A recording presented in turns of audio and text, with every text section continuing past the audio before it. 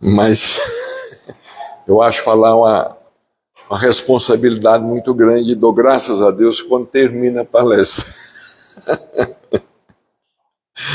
Bem, em primeiro lugar, agradecer pelo convite que nos foi feito para estar aqui em Estrela do Oeste, nesta casa.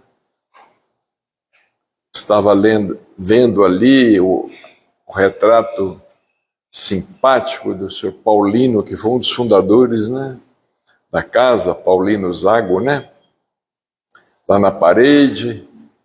Pensei até que fosse o seu Hugo Gonçalves, são muito parecidos, lá de Cambé, que já desencarnou também. Então nós agradecemos pelo convite que foi feito, pela acolhida fraterna. Muitos dos que estão aqui já tiveram oportunidade de estar em Uberaba, ou já estivemos juntos em cidades próximas que sempre visitamos, Jales, Fernandópolis, Votuporanga, Rio Preto, Santa Fé.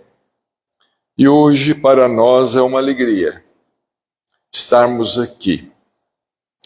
E nós vamos pedir permissão aos nossos irmãos para nós recordarmos uma reunião com Chico Xavier, à sombra do abacateiro. Porque era uma das reuniões mais importantes e continua sendo uma das reuniões mais importantes das quais tivemos oportunidade de participar. Na década de 70, na década de 80, nas duas décadas, 70 e 80, principalmente. Aos sábados, à tarde, às 14 horas, Chico deixava tudo o que estivesse fazendo e ia para a periferia da cidade de Uberaba. À noite haveria reunião no grupo espírita da prece, reunião de psicografia. Quando ele psicografava também na sexta-feira, a psicografia acontecia na sexta e no sábado, sempre terminando pela madrugada. Mas quando ele começou a se sentir mais fragilizado fisicamente, a reunião passou a ser realizada só no dia de sábado, mas ainda terminando pela madrugada de domingo. E sábado à tarde, nós íamos para o abacateiro. Denominava-se a sombra do abacateiro porque existia um frondoso pé de abacates no quintal de uma casa. A reunião era feita no quintal de uma casa, no quintal emprestado por uma senhora, na periferia, bairro muito carente, e nós nos dirigíamos para lá com Chico Xavier. E muitas pessoas se faziam presentes, pessoas de todas as partes do Brasil, de todos os estados, de todas as cidades.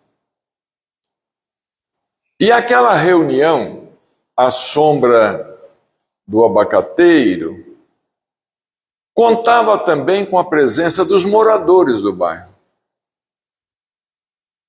dos familiares, dos que residiam nos casebres, naquelas casinhas muito simples, muito pobres, muitas crianças presentes, mães, muitos idosos. E a reunião era uma reunião ao ar livre. Era um culto do Evangelho em plena natureza. Porque Chico Xavier, ele sempre combateu o elitismo no movimento espírita. Pela sua postura, como também pela sua palavra, ele sempre combateu o elitismo. Ou seja, as reuniões espíritas que são realizadas, às vezes, em hotéis de luxo, hotéis 4 estrelas, 5 estrelas, ou em grandes locais, às vezes até cobrando ingresso, às vezes até cobrando o convite. Chico Xavier, ele estava sempre no meio do povo. O grupo espírita da prece era aberto a toda e qualquer pessoa. Aqueles que já tiveram oportunidade de visitar o grupo espírita da prece sabem que era um centro com dimensões menores do que este. Era um centro muito humilde, muito simples, mas que era visitado por gente de toda parte, inclusive de outros países. Era um ponto de luz. No Abacateiro, a reunião era extraordinária. Aquela reunião em plena natureza. Não havia bancos, nem cadeiras. Nós ficávamos em pé. Havia um banco, só um banco rústico, um banco de madeira, encostado no abacateiro, no qual o Chico se sentava, mais uma senhora ou duas, o seu Ícar, que dirigia a reunião, e nós ficávamos ali no quintal, naquele chão de terra batida. A criançada correndo, às vezes os cães latindo. Ficávamos ali participando daquela reunião. E a reunião era sui generis. A reunião era uma reunião de alta espiritualidade. A reunião era uma reunião, inclusive, de cura espiritual. Porque muitos daqueles que ali compareciam doentes ficavam curados, sem intervenção humana. Ficavam curados através da intervenção dos espíritos, da intervenção espiritual. Aqueles que estavam perturbados, com problemas de obsessão, ou questões psiquiátricas, ficavam curados, se sentiam melhores. Muitos pais que tinham os seus filhos desencarnados, ali se consolavam, se confortavam. Era uma reunião que nos lembrava muito, ou que nos fazia recordar segundo as narrativas evangélicas, nos fazia recordar as reuniões com Jesus Cristo às margens do lago, quando ele subia num barco e começava a pregar para aqueles que estavam na praia. Era uma reunião assim, que nos transportava aos tempos apostólicos, nos transportava à época do cristianismo redivivo. Chico tomava o Evangelho segundo o Espiritismo e, sob a orientação de Emmanuel, ele escolhia a lição. Ele escolhia a lição que serviria para os comentários da tarde. A reunião não excedia 40 minutos. Os comentários não excediam 40 minutos. Muitos eram convidados a dar a sua interpretação do texto lido, mas cada qual deveria falar de 2 a 4 minutos no máximo. Então, às vezes, nós tínhamos lá 6, 7, 8 companheiros que falavam em torno do texto lido, interpretando, porque nós sabemos que nenhum texto é de interpretação particular, segundo Pedro escreveu em sua epístola. Nenhum texto das Sagradas Escrituras é de interpretação particular. Todos nós temos a nossa visão, o nosso ângulo interpretativo.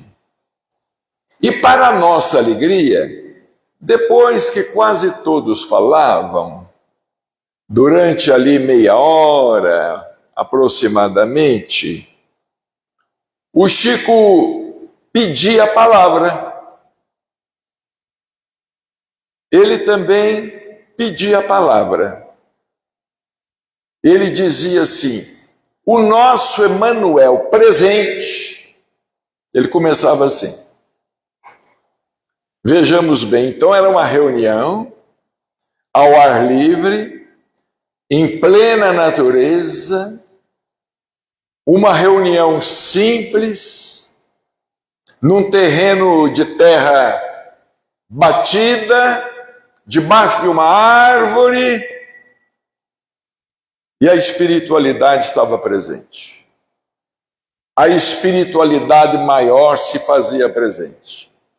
E Chico começava assim: o nosso Emmanuel presente nos pede fazer a seguinte consideração. Então, com base no texto de O Evangelho segundo o Espiritismo, Chico Xavier, sempre inspirado por Emmanuel, fazia um comentário. E eu me recordo, eu era muito jovem, à época já casado, muito jovem,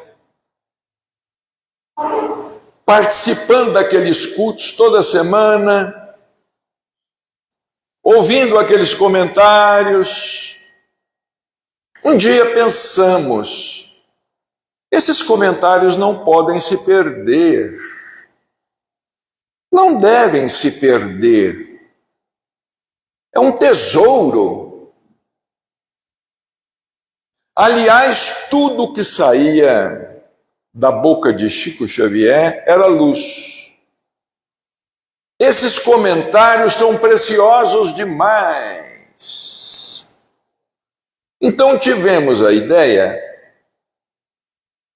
de levar conosco um caderno, porque o Chico não gostava que as palestras fossem gravadas, porque ele já tinha tido aborrecimentos com muitos jornalistas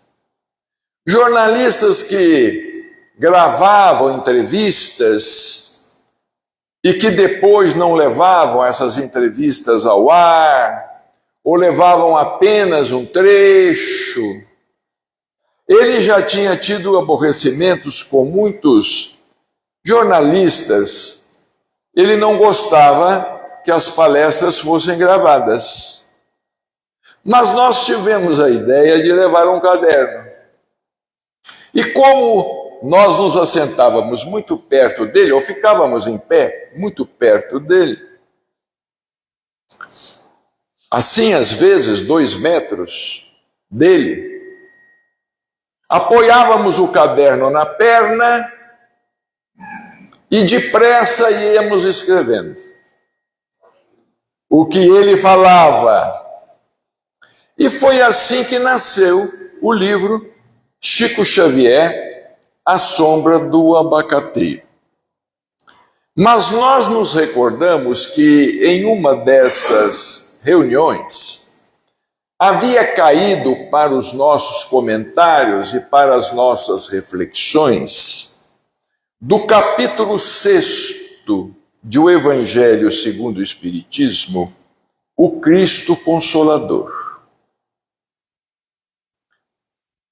E Chico, ele fazia a leitura do texto de O Evangelho.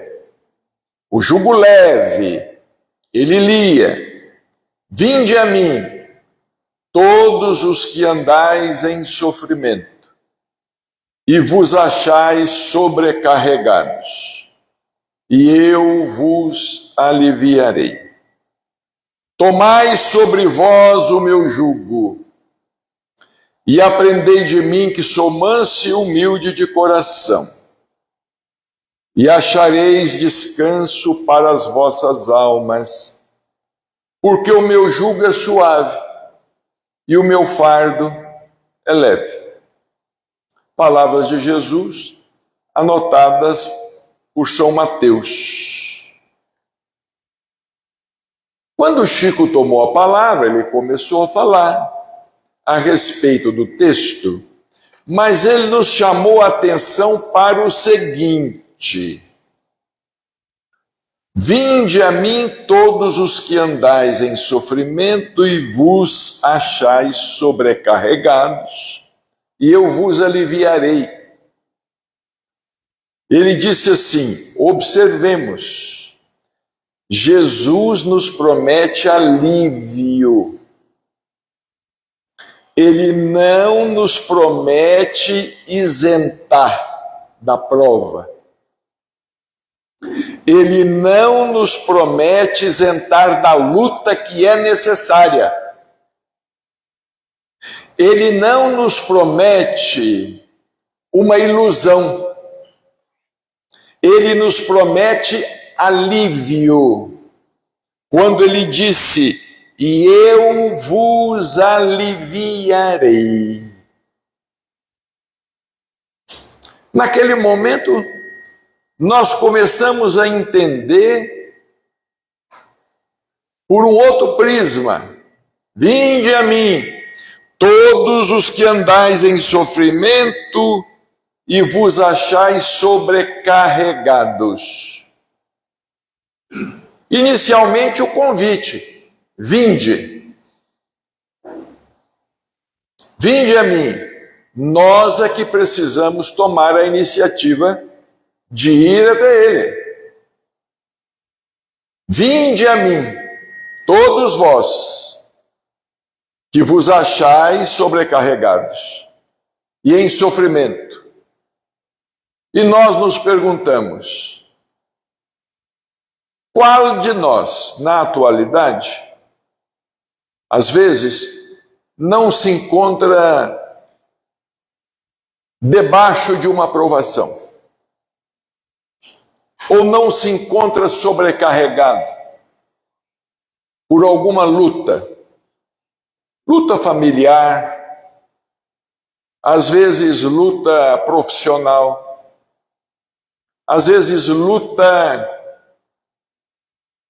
pelo pão de cada dia, luta em todos os sentidos. Todos nós nos encontramos lutando. Às vezes, travamos uma luta interna. Lutamos contra o homem velho.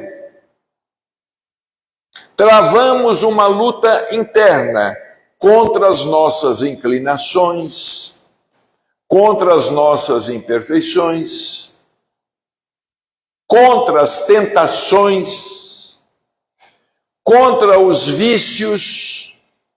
Travamos muitas vezes uma luta interna.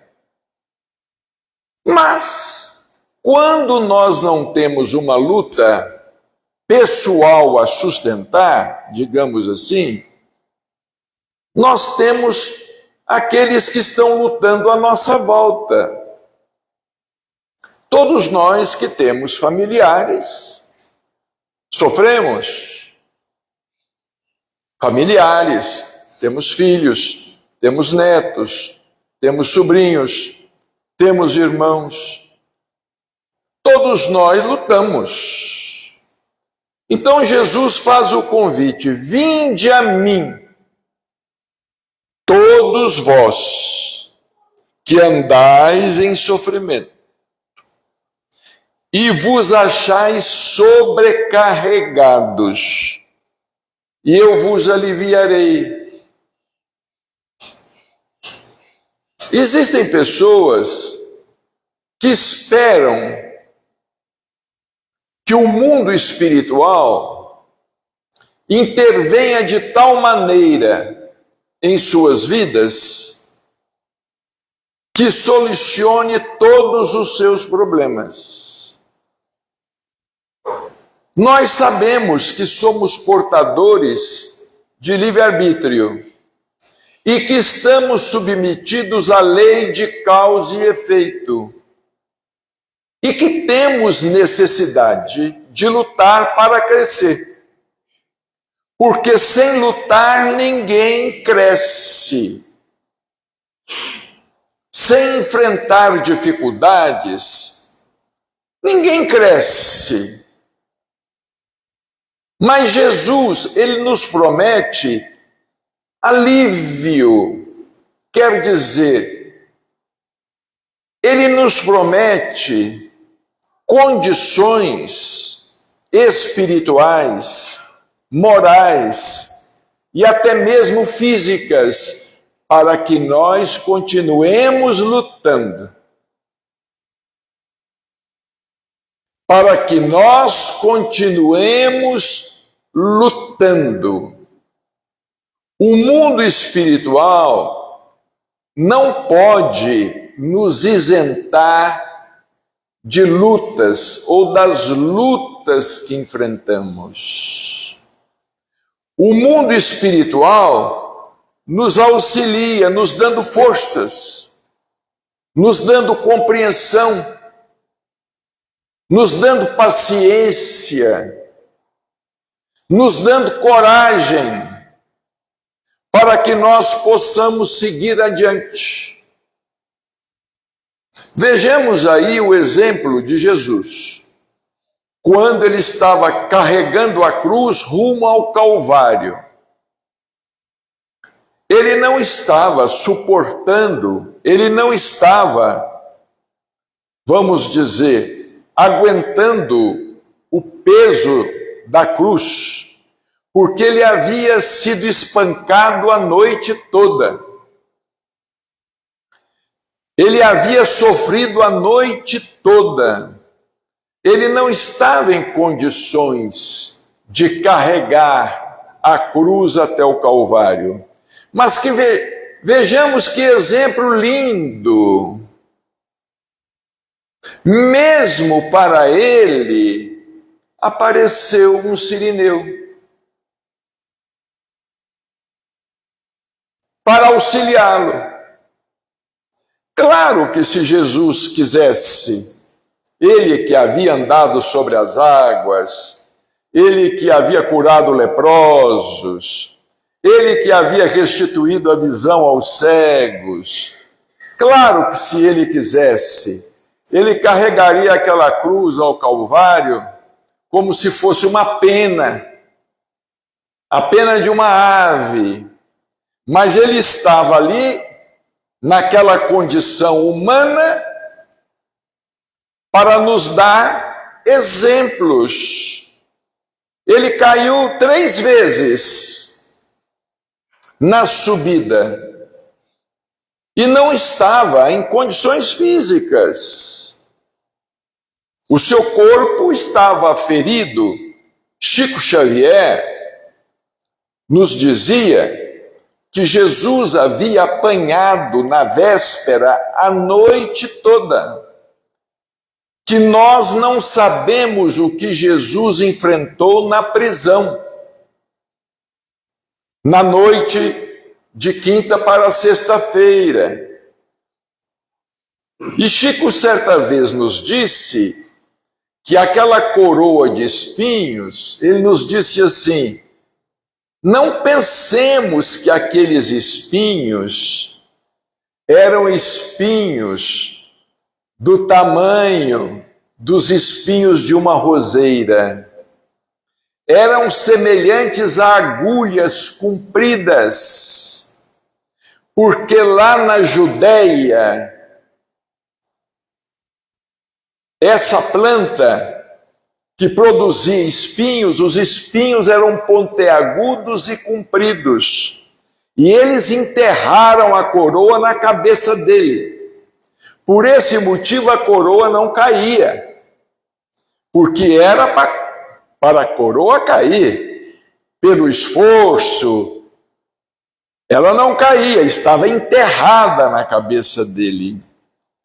Mas vejamos, estando naquela condição humana, apareceu um sirineu. Apareceu um sirineu para aliviá-lo, não para impedir que ele continuasse levando a cruz, mas para auxiliá-lo, para ajudá-lo a transportar a cruz. Os espíritos nos ajudam, nos auxiliam. Por exemplo, participando de uma reunião como esta, nós temos aqui a presença do mundo espiritual. Diversos espíritos estão aqui conosco. Benfeitores da casa, alguns deles fundadores da casa, mas muitos deles familiares nossos, que já estão do outro lado e que se preocupam conosco. Porque assim como nós oramos pelos espíritos, os espíritos também oram por nós.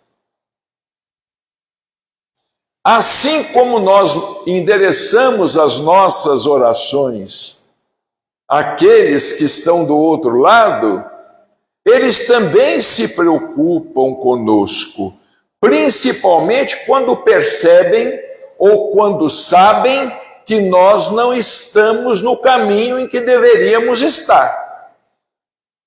Eles fazem de tudo para nos auxiliar, para nos inspirar, para nos trazer a esta casa, por exemplo, ou para nos levar ao encontro de uma pessoa que possa nos dar um conselho, ou que possa nos orientar. Eles fazem de tudo para que nós possamos triunfar. Não imaginemos que nós estejamos esquecidos pelo mundo espiritual, porque muitos dizem assim: mas eu não vejo, eu não ouço. Estamos enganados. se todos nós fizéssemos suficiente silêncio interior e perguntássemos aos espíritos amigos o que fazer em determinada situação, eles nos respondem. Mentalmente eles nos respondem. Mas para tanto nós precisamos de fazer suficiente silêncio interior e entrarmos em sintonia com esses benfeitores. A orientação vem, a orientação chega. Mas nem sempre é aquela orientação que nós esperamos.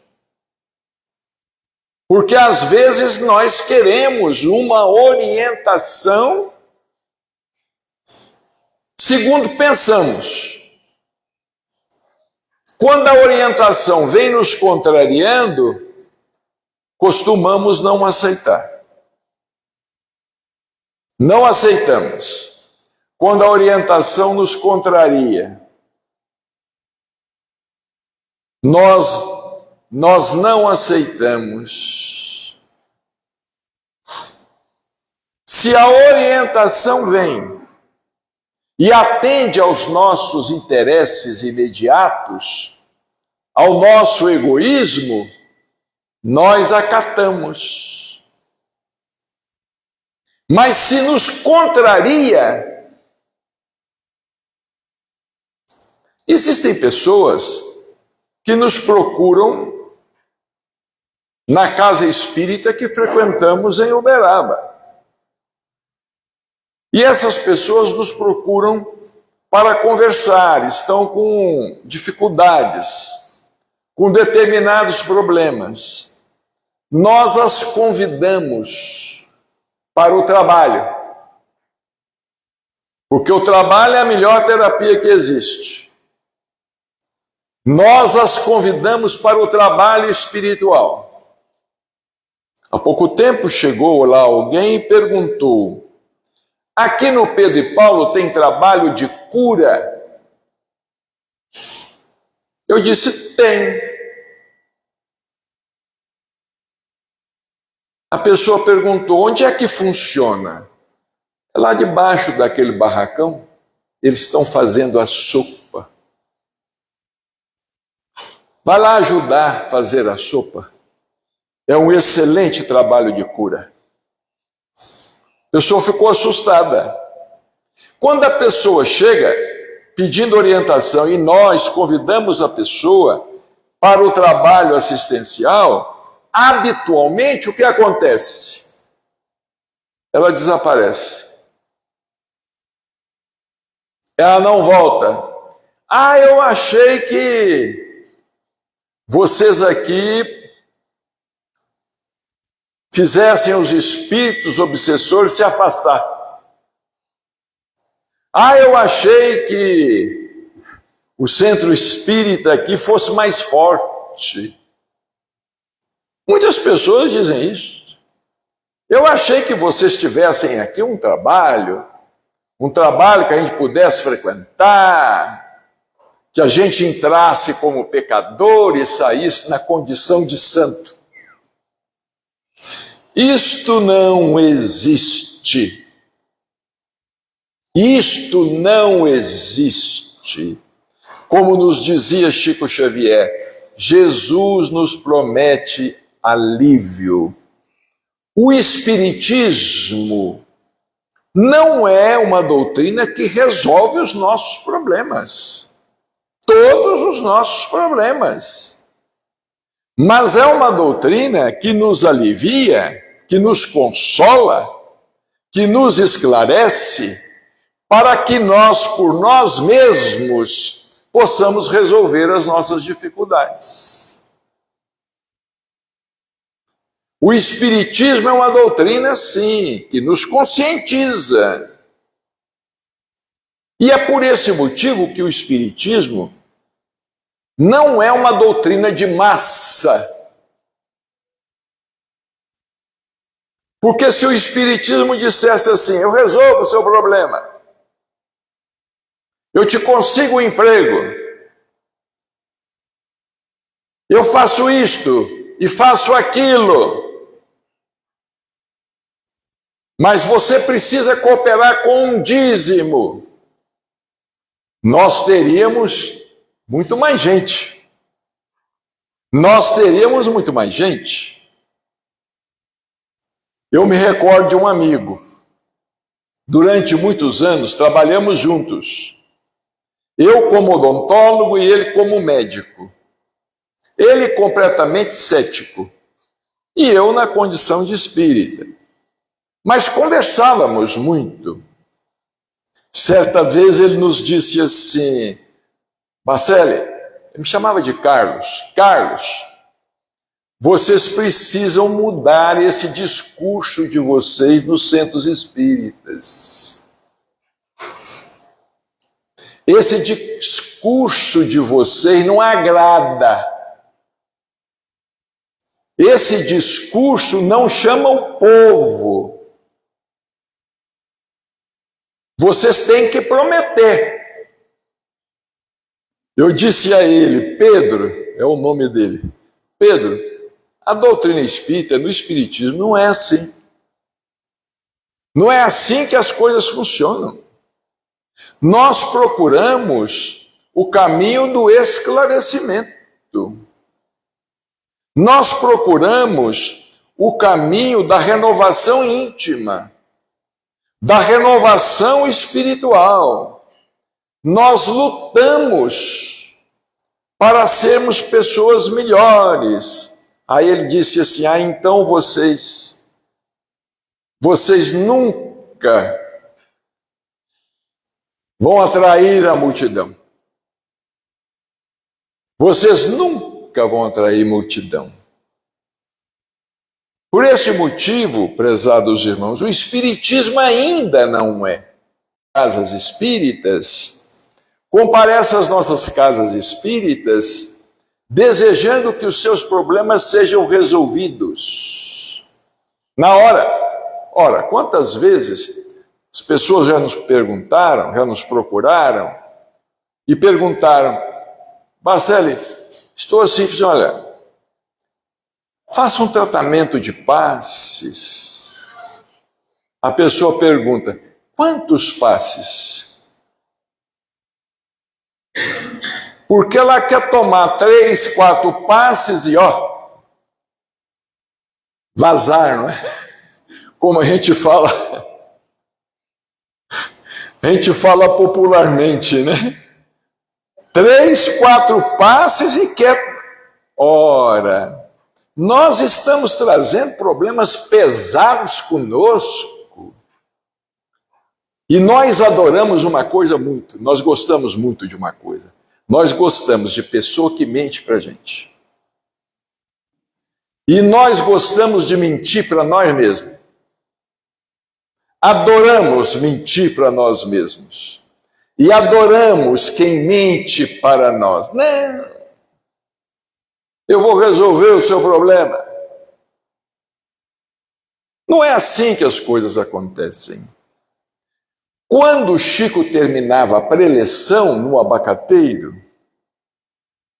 o que ele fazia? Ele se levantava e ia ao encontro da fila das pessoas necessitadas. Uma fila de 150, 200 pessoas do bairro ali, lá do bairro carente, lá na periferia. E ele ficava em pé durante o tempo todo, cumprimentando aquelas pessoas. Muitas beijavam a mão dele.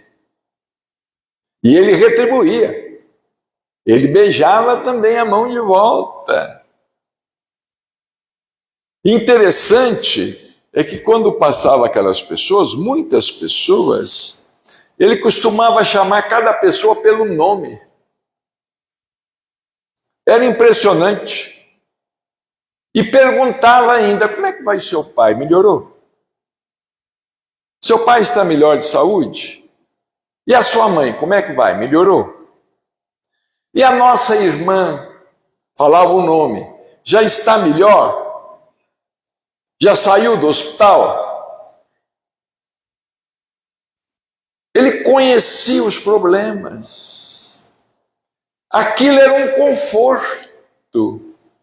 Um dia, eu estava conversando com uma senhora lá do bairro do Abacateiro.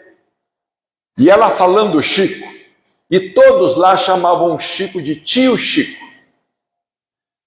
Então ela nos disse assim: olha, o tio Chico é uma coisa extraordinária. Uma vez, da primeira vez que eu estive aqui, uma das primeiras vezes, ele me entregou um dinheiro,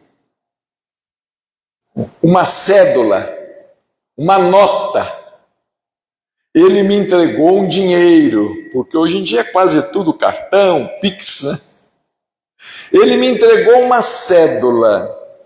E ela disse assim: eu nunca gastei o dinheiro que o tio Chico me deu. E falou: quando as minhas latas estão vazias, lata de feijão, lata de arroz, eu coloco o dinheiro lá no fundo da lata. E logo aparece alguém, as latas enchem. E ela disse assim: eu não vendo esse dinheiro por nada. Esses depoimentos eram depoimentos que nós colhíamos ali toda hora, todo dia, das reuniões do Abacateiro, toda semana, todo sábado. O respeito que as pessoas tinham por Chico Xavier. Porque as pessoas mais jovens não sabem quem foi Chico Xavier. As pessoas mais jovens pensam que Chico Xavier foi só um médium de livros. Não. Às vezes desencarnava uma pessoa pobre lá no bairro. A família não tinha dinheiro para fazer o enterro. A gente sabe hoje quanto custa o sepultamento, né? Às vezes a pessoa não tinha dinheiro para fazer o enterro. Ia bater lá no portão da casa do Chico. Ele atendia. Vinha alguém que abria o portão e dizia a ele: Chico, a senhora está aí, dizendo que a mãe dela desencarnou. O Chico ia ao encontro. A pessoa dizia assim: Chico, minha mãe partiu. Nós não temos condições nem de fazer o enterro. Ele respondia assim: pode ir indo, que eu vou chamar um táxi, daqui a pouco eu estou lá. Ele chamava um táxi, daí a pouco ele estava lá. E se encarregava de fazer o enterro. Pagava tudo. Não que ele tivesse dinheiro, ele nunca teve. Mas é que os amigos que sabiam que ele tinha um trabalho assistencial, os amigos sempre deixavam com ele uma certa importância para que ele pudesse socorrer as pessoas. Quando as pessoas recorressem a ele. Então, prezados irmãos, pensando novamente nessa questão do alívio, quando Jesus fala: tomai sobre vós o meu jugo e aprendei de mim, que sou manso e humilde de coração, e achareis descanso para as vossas almas, porque o meu jugo é suave e o meu fardo é leve. Certa vez Chico disse assim: Jesus não nos pediu coisas impossíveis, coisas difíceis de fazer. Ele não nos pediu, por exemplo, para escalar o Everest.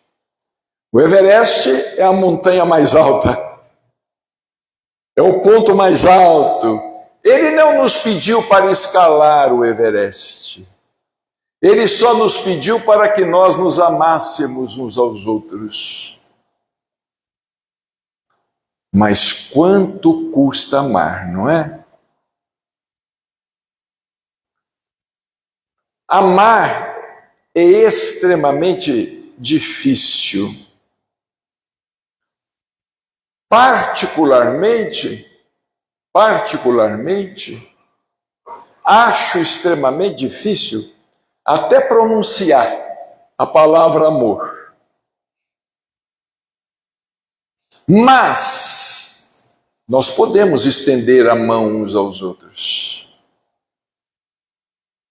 Às vezes não amamos ainda,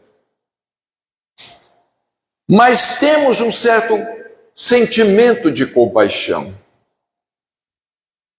É como disse um poeta, por nosso intermédio: aquele que leva a sua cruz, carrega a sua cruz, ele pode não estar perto de Jesus, mas está no mesmo caminho. Ele está no caminho. Então é o que a doutrina faz por nós, prezados irmãos. Como a doutrina nos conforta, como ela nos esclarece. E à medida que nós vamos estudando e vamos conhecendo, nós vamos conhecendo mais a doutrina. E nós vamos nos sentindo cada vez mais fortes intimamente, para nós deixarmos de lado as coisas erradas, para nós não repetirmos nesta existência os mesmos erros que cometemos em vidas anteriores, em vidas passadas, né? Apenas para encerrar os nossos comentários, porque o tempo avança, o Chico, de fato, era fantástico. Uma vez, nós vamos pedir permissão para contar isto.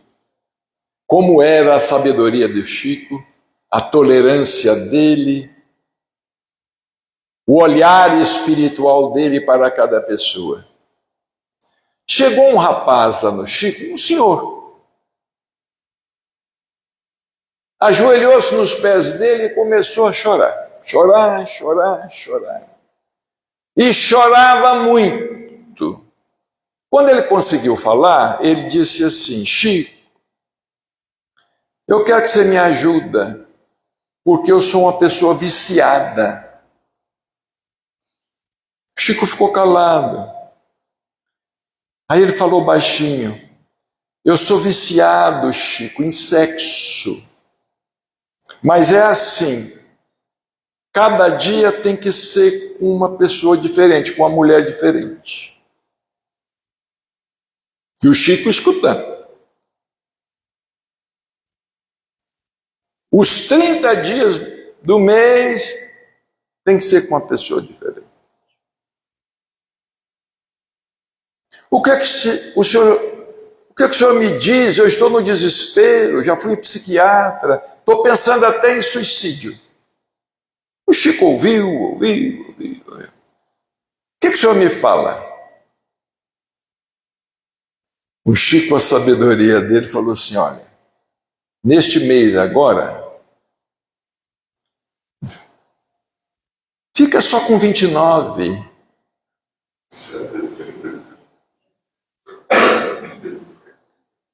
No outro, com 28.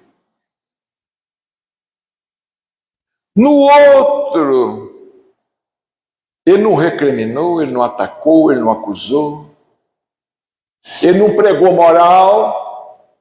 Essa história de pregar moral, isso não existe no Espiritismo. Uma vez, uma história puxa a outra, né? No Dia das Mães, nós íamos com ele na cadeia, visitar os presos. Por que escolheu o Dia das Mães? Porque no Dia das Mães, as mães também iam visitar os filhos presos. E ele podia também estar com elas, com eles que estavam presos e com elas que estavam visitando os filhos presos. Aí nós fomos, e ele levava muita coisa, ele levava pão, ele levava doces que os amigos davam para distribuir com os presos. O delegado conhecia o Chico, permitia que ele entrasse, essa coisa toda, e nós ali. Ele levava cigarro para os presos. Um dia alguém perguntou, né? Um espírita assim, daqueles fanáticos, né? Chico, mas você levando cigarro para os presos, isso não é alimentar o vício? Ele deu lá uma resposta que a pessoa ficou calada. Mas alguém naquele dia perguntou assim, Chico, você não traz evangelho para distribuir para os presos? Um dos seus livros, para dar de presente para os presos lerem aí dentro da cela? Ele disse, não, nós não estamos aqui para pregar religião, nós não estamos aqui para pregar moral. Se algum deles me pedir o livro, eu anoto o nome, faço a dedicatória e depois peço alguém para entregar. Se algum deles me pedir, eu anoto o nome, o número da cela, faço a dedicatória e peço alguém para entregar. Assim era Chico Xavier. Era assim que ele amava a todos e continua a nos amar a todos, como Jesus nos ama, com as nossas imperfeições. Eu, sinceramente, ainda tenho dificuldade quando eu ouço uma pessoa dizer assim, eu amo, mas às vezes aquele amor soa a paixão, então não é amor, porque o amor transcende.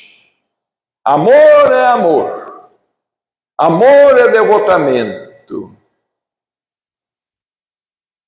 E como os Espíritos nos dizem, meu filho, se você não consegue amar, pelo menos vai gostando.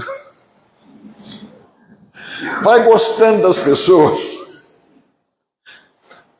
No futuro você vai amar. Mas por enquanto vai gostando. Gostando das pessoas, tendo preocupação com as pessoas. Então que Jesus nos ampare. Que Jesus nos abençoe. E que nós nos sintamos muito agraciados por estarmos numa doutrina tão esclarecedora e por já termos conseguido atravessar N obstáculos para estar aqui numa casa como esta, que abre as suas portas para nos receber, nos ensejando a oportunidade da oração. Esta casa aqui é como se fosse um posto de combustível. A gente aqui vem buscar gasolina, vem buscar álcool, vem buscar diesel para mais uma semana, para nós continuarmos rodando mais uma semana.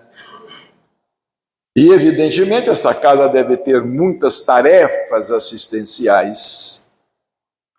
E às vezes quem quiser o combustível de tanque cheio, a caridade enche o tanque. Muita paz e muita alegria a todos.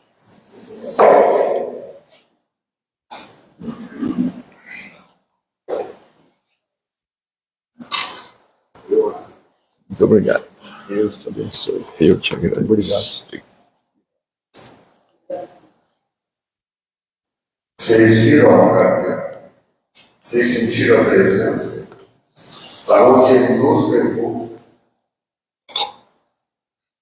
Vamos para os nossos passos, confiando em Jesus, nos mentores amigos. Vamos encerrar com os passos.